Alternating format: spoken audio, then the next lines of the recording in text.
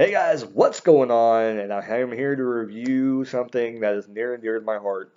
Um, I'm going to review this series Glow that was just on Netflix. It's on Netflix right now, and it's about it follows the the kind of the true story of what happened in Glow, the women's promotion. Um, Also, be aware that I'm going to be reviewing the documentary here coming soon about that as well because I did start watching it, but I haven't finished it yet. There's also another documentary that I'll be reviewing soon. So, kind of watching a little bit more documentaries lately. Movies, I just can't figure out which ones to watch, to be quite honest. I just need to start clicking on something and just go and just watch them. But I haven't bought a few movies I haven't watched either. So, and if you followed what I picked up, then you'll know what movies I need to watch. Anyways, Glow. Wow. First of all, I kind of backed up off of it, and I didn't watch it at first because I'm like, well, I don't know. I don't know if I want to watch it right now, and I kind of didn't want to watch it for a long time. But as soon as it dropped on Netflix, the next week, Steven Larson, I watch them all the time. They talked about it, and then they kept talking about that show, and it got me thinking maybe I should check it out. And then it started to kind of spiral into this thing where more and more people were talking about it online, and I had my wife watch it, and she liked the very first episode, and the first couple episodes she got into it, and she's finished the series as well. So that tells you that the show is super good. If my wife, who is not, and this is the thing, people that are wrestling fans, people that are not wrestling fans, are watching this show and getting into it because it's good. This the way it's done. It's a great series. It's not just about the wrestling. There's other aspects that happens in the show. Oh, and I wouldn't be surprised if it's all true because wrestlers don't have like an extravagant, career. I mean, they don't have people that aren't in even then, even like probably WWE guys. You would probably be surprised at how they live their life because a lot of them just on the road. Like a lot of them just go to hotels. They probably eat out a lot, or they have to go eat healthy stuff and order in and make their own salads and things like that. It's probably not an extravagant lifestyle. I mean, some of them have catering at the wrestling shows, but that's about it. If you think about it, wrestling is not that extravagant, and you'd be surprised. And especially you go to an indie show.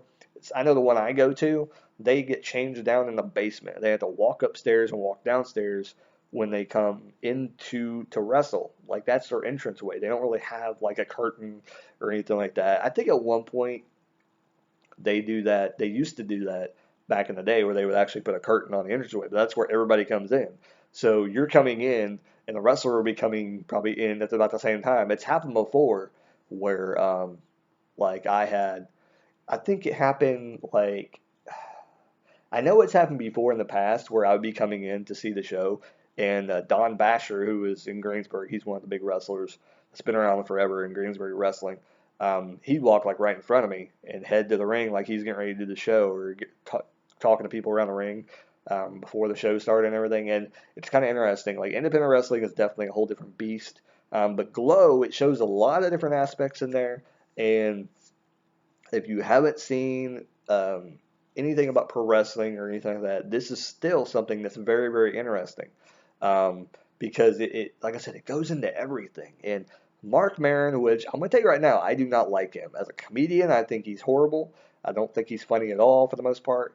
He has kind of a dull humor, and it doesn't appeal to me, really, to be honest. But in this show, it works. His character works, which is basically who he is because that's the way he acts in all the comedy things that I've seen him in. So his style works in this documentary about just being a booker, a promoter that just doesn't really care. He's just there and going, yeah, you and you wrestle.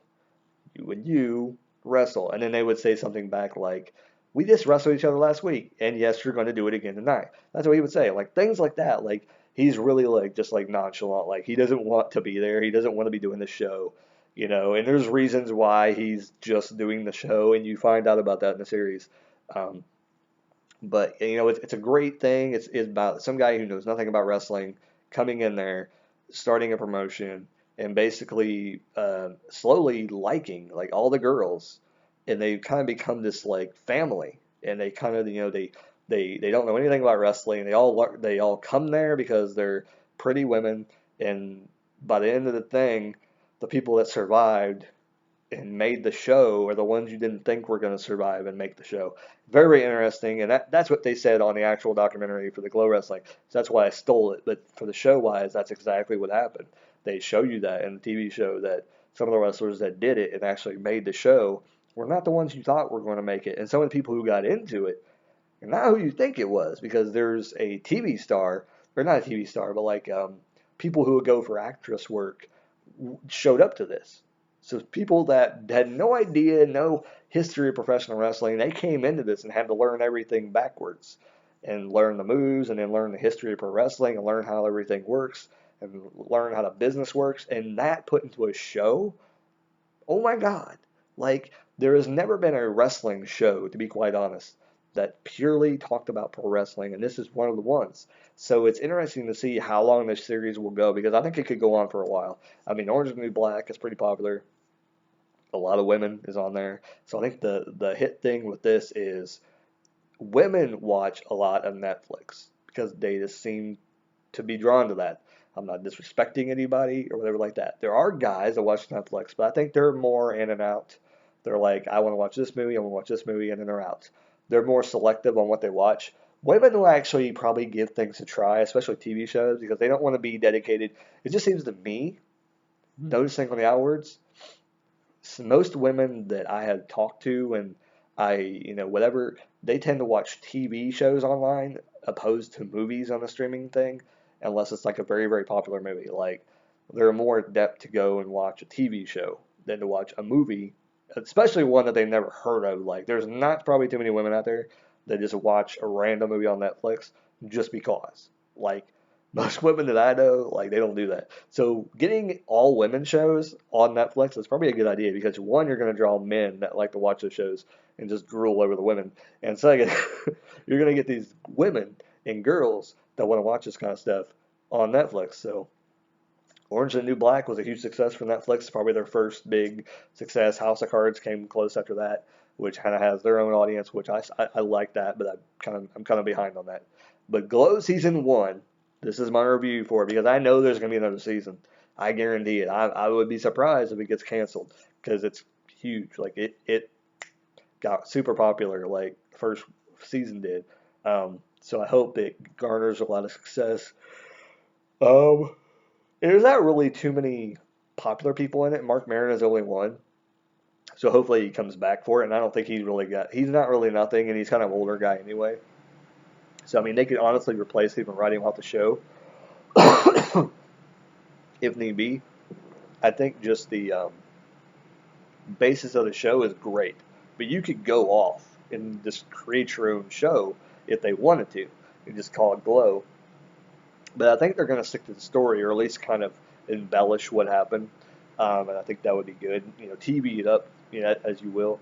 But I think at some point, if it got bigger, they could go on and on and on until the show, came to an end, and then you can throw it off. Because technically, they're not going by. I think they kind of almost went like a year in the first season. So if they go like a year by year, they could go on for a while if they let storylines develop. And they've got stories within. I mean, I'm not even talking about the wrestling part. I'm talking about like stories with a husband was unhappy with one of the wrestlers and the things between wrestlers going on in the show. It's just it's you got to check it out. Anybody, I say, if you like good shows on Netflix, check out Glow, and you'll be sorely surprised. Um, and since I told my wife to check that out, she's checking out Girl Boss, which I reviewed recently on this channel, and she's probably going to come home, and she started watching it tonight. So I'll have to tell you in the next vlog after I upload this one. But she'll probably come home tonight and tell me that she likes the show. She thought it was good because it really is, and it's another girl show that's about a girl getting into business and stuff like that. So I mean, I think, like I said, start these girl shows and they're gonna take off and people are gonna like them. I haven't heard. I mean, I'm sure there's women shows that are horrible, but yeah. we won't go there. We won't go there. We won't talk about The Fall, which I still have yet to watch that. Um, I want to watch it, see if it gets better, but I just can't get into it. I'm going to start over again because Gillian Anderson's in it. But anyway, Glow, definitely worth a listen. If you haven't checked it out yet on Netflix, you need to go over there and check it out. It's on Netflix. It's a Netflix original, so it's not going anywhere unless they randomly start deleting Netflix originals. But definitely worth a buy. In my opinion, if it came out on DVD, it probably would be worth it to buy it, to be honest, because um, if somehow in the future Netflix goes under, it's a great show to have if that were to happen. So yeah, hope you guys enjoyed the review.